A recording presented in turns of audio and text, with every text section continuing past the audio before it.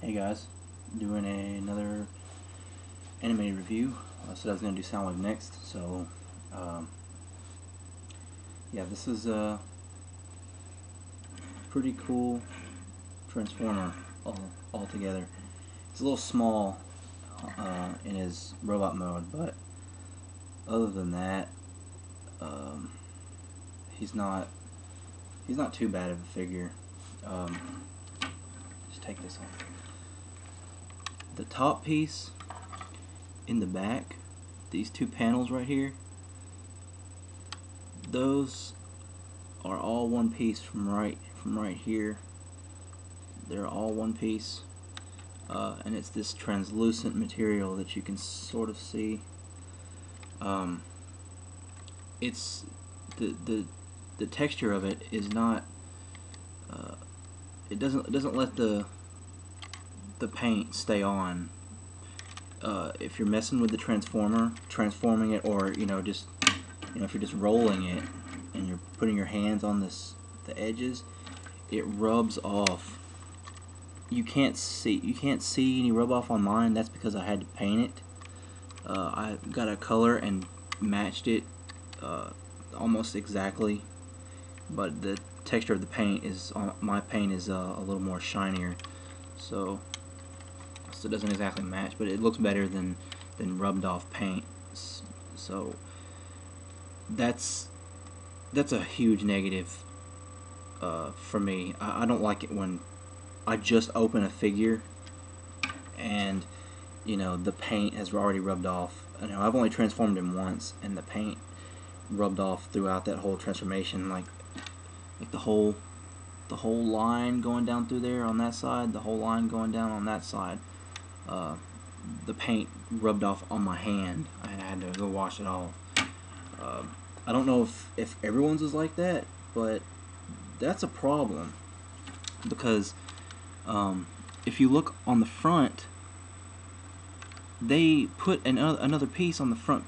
The front panels, unlike the back panels, the front panels are actually a separate piece, so they didn't have to paint it. Now, why the hell could they not have done that with the back panels? That's what I don't understand. It just doesn't make sense. So, unfortunately, that is a big enough negative for me that I'm going to have to detract at least a point overall, maybe even a point and a half. That's just unacceptable, that the paint rubs off during the first 5 minutes out of the package. That's unacceptable right there. If Hasbro fixes that problem, I will definitely be picking up another Soundwave, and leave this one in the car mode probably. But despite the paint issue on the back panels here, he's a really cool transformer. And it may piss people off that I'm complaining about the paint, but that's a major problem for me. I'm a collector, and that's probably going to make other collectors a little ticked off too.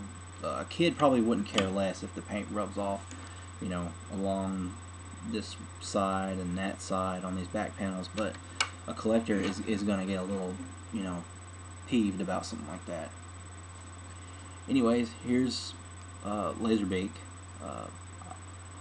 On these 4 figure reviews I'm about to do, I don't want to take up too much time, so I'm just going to make these kind of quick. Laserbeak is probably the coolest thing about Soundwave. One of the coolest things. I shouldn't say he's the coolest thing. But to transform him, you've probably seen this before. You just snap this forward and pull those 2 back, and there's Laserbeak. Doesn't have any articulation other than the wings, and the back goes like that. But so he's pretty cool. Just set him over to the side over here. The details on the actual figure of Soundwave is fairly good. I mean, it's not like some of the other figures. He's supposed to look more, I guess, more what's the word? More plainer looking, I guess. The only real detail he has is all this greenish type stuff, and then the little power symbol. Man, this camera's really throwing me off. The power symbol on the top, the front, and then the Decepticon symbol. They could have put detail on the back there, but they didn't, so not much else to say. I'm going to transform them now.